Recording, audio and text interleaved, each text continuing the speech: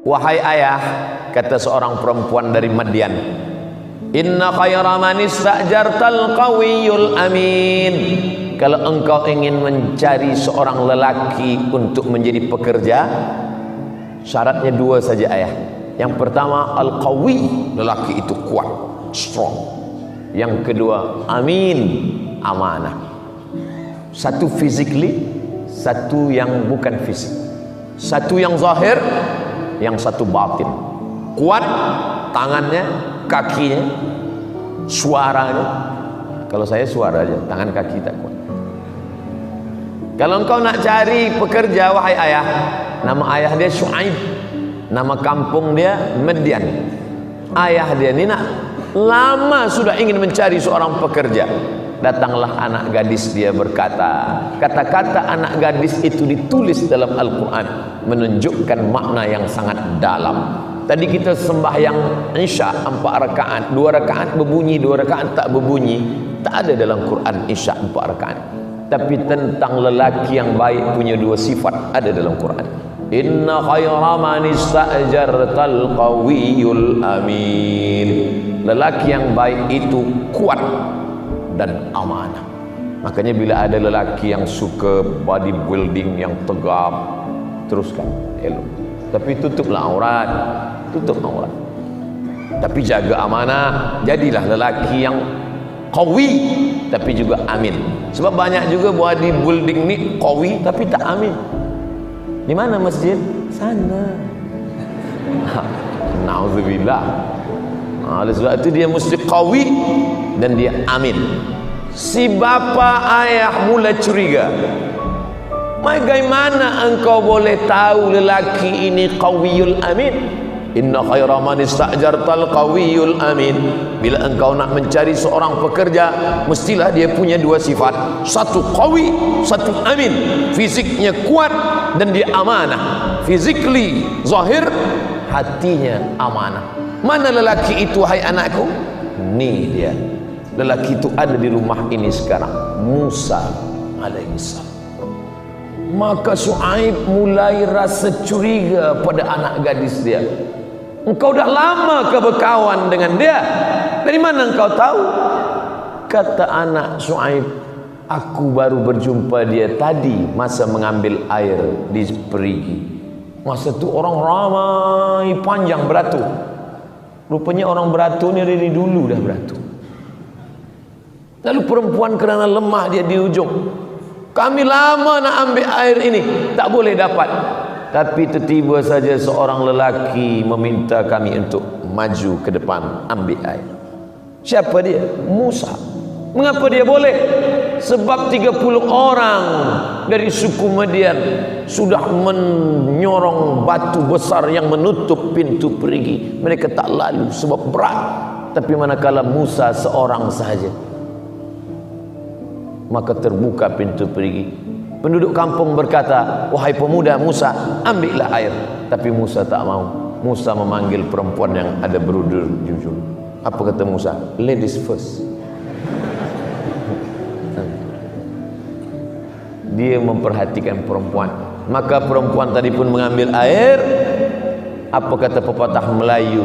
Kalau tak menjulur kundur, tak pula menjulur labu. Pokok labu, pokok kundur. Kalau tak menjulur, tak keluar pucuk labu, takkan keluar pucuk kundur. Apa maknanya? Bertanam budi dulu, baru berbudi orang lain kepada kita. Bertanam budi Musa, silalah ambil air. Barulah perempuan bertanam budi, sila pula lah datang bertamu ke rumah kami. Macam mana perempuan tak terbuka hati dia kalau kita dah membuka pintu hati kebaikan? Jadi kalau lelaki nak terbuka hati perempuan, sentuhlah dia tepat di hatinya, dia akan jadi milikmu untuk selamanya. Musa tak ada cakap macam tu, saya je. Nah, selepas itu mereka pun pergi menuju rumah perempuan yang nak berbalas budi tadi. Budi sikit aja, tapi dikenang sepanjang masa. Pisang emas buat belayar, masak sebiji dalam peti. Hutang emas dapat dibayar, hutang budi dibawa mati. Lepas itu di tengah jalan, Musa di belakang, perempuan tadi di hadapan. sebab Musa tak tahu jalan. Dia yang punya rumah, dia akan membawa Musa bertamu ke rumah, berjumpa dengan ayahnya, ucapan terima kasih kepada orang yang sudah berbuat baik. Lalu kemudian angin datang bertiup kencang, Musa menundukkan pandangan sebab maaf nampak lekuk tubuhnya. Musa pergi ke depan, kata Musa, hai perempuan, mundurlah engkau ke belakang, biarlah aku yang di depan, nanti bagi tahu di mana letak jalan kiri atau ke kanan. Ayah, aku tahu dia amanah, sebab masa angin kencang bertiup, dia suruh kami ke belakang. Begitu perempuan zaman dulu, bertiup angin kencang baru nampak lekuk tubuh. Sekarang tak ada angin pun nampak. Memang zaman kita ni, kalau zaman Nabi dulu akhir zaman, kita ni memang dah ujung zaman. Makanya kalau tak diisi terus dengan tazkirah, kajian-kajian, na'udzubillah, tersesat, bukan di tepi jurang, masuk ke dalam neraka jahanam. Selepas itu mereka teruskan perjalanan, sampailah ke rumah Syuaib. Maka kata anak Syuaib, aku tahu dia kuat, bukan kerana aku lama berkawan. Aku tahu dia amanah, bukan kerana kami lama bersahabat. Kejap saja, tak sampai satu hari, tapi kerana melihat sifat-sifat. Apa maknanya? Tak perlu lama-lama ta'aruf, tak perlu lama-lama bertunang. Yang penting kita dah tahu bahawa dia kuat dan amanah. Ada lelaki ni tak kuat, tapi dia amanah, okey. Ada dia tak amanah, tapi dia kuat, okey juga. Kita mungkin boleh bawa dia pengajian tazkirah. Sudahlah tak kuat, tak pula amanah, carilah yang lain. Bunga bukan setangkai, kumbang bukan seekor. Patah tumbuh hilang berganti, hilang satu tumbuh seribu. Cari dulu yang lain, tak juga dapat, balik yang awal lagi. Nah, itu lelaki dipandang oleh perempuan. Maka Allah Subhanahu wa ta'ala pertemukan mereka, ada jodohnya. Maka kerana berjodohlah orang bersua, bukan kerana berjumpa itu lalu kemudian berjodoh. Kalau kita tengok bagaimana pertemuan perjumpaan Musa alaihissalam dengan anak Syuaib.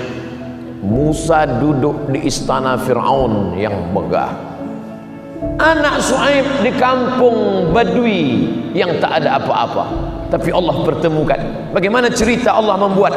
Fawakazahu Musa, ada dua orang yang sedang berkelahi, satu rakyat Fir'aun, yang satu Bani Israel. Musa melerai, janganlah kamu berkelahi, kata Musa. Tapi mereka berdua terus juga bertinju berkelahi. Janganlah berkelahi, kata Musa. Mereka tak nak berhenti. Fawakazahu Musa, Musa pun meninju salah satu dari mereka, mati. Heran orang, mengapa Musa ni sekali tinju mati? Iyalah, batu 30 orang tak boleh, dia seorang saja boleh, patutlah mati. Jadi bila nak cari lelaki yang kuat, cari yang sekali tinju mati. Musa alaihissalam. Tapi ternyata di balik kekuatan itu ada musibah besar datang. Apa dia? Mati. Dan bila membunuh rakyat daripada Fir'aun, berarti membela Bani Israel, ini akan mendapatkan hukuman yang luar biasa. Maka terusir Musa dari kampung Fir'aun. Lari Musa, bernaung di bawah pokok kayu yang rimbun. Masa Nabi Muhammad SAW Isra Mi'raj, Subhanalladzi asra bi'abdihi layla minal masjidil harami ilal masjidil aqsa. Masa di atas Burak, Nabi Muhammad SAW menengok di bawah ada pokok kayu. Jibril, ya, itu pokok kayu yang hijau itu apa Jibril? Kata Nabi Muhammad bertanya kepada Jibril. Jibril menjawab, itulah pokok kayu tempat Nabi Musa bernaung manakala dia lari dari kejaran orang masyarakat Fir'aun. Apa maknanya? Allah Ta'ala ingin menunjukkan sejarah, tapi cerita ni bukan nak bagi tahu kita lepas ni. Saya tak nak selepas tazkirah ni 2-3 hari lepas ni orang Brunei pergi mencari pokok kayu tu. Jangan. Ada pula yang bercakap, ni tasbih saya dari pokok kayu tu Ustaz. Kayu apa namanya? Kayu koka. Oh, tak ada riwayat. Kita tak disuruh mencari kayu itu. Kita hanya disuruh mengambil iktibar, pelajaran. Makanya isi Al-Quran itu fa'tabiru ya ulil absar, ambil pelajaran wahai orang yang punya pandangan hati, pandangan batin. Akhirnya rupanya di balik musibah itu Allah hanya ingin mempertemukan antara Musa dengan anak Syuaib. Ini pelajaran bagi kita. Bila ada sesuatu yang tak menyenangkan hati, sabar. Asa an takrahu syai'a, boleh jadi kau tak suka pada sesuatu, yaj'alallahu fihi khairan katsira, di balik itu ada sesuatu kebaikan yang kita tak tahu.